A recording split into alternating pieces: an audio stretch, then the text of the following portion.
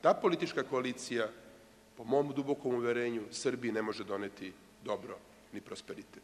Hoću da kažem to danas potpuno jasno i predstavnicima te političke koalicije i građanima Srbije. I hoću ovo da vam kažem, pošto znam sve aktere u toj političkoj koaliciji, ne postoji ta energija koju nisam spreman da dam ovoj zemlji kako bi sprečio dolazak na vlast takve političke koalicije. Ne postoji ta volja i to htenje koje nisam spreman da iskažem kako bi se sprečilo da Srbija ponovo bude gurnuta u sunovrat. Takva politička koalicija želi da se okoristi o kataklizmu koja se desila čitavom svetu, pa na taj način i Srbiji.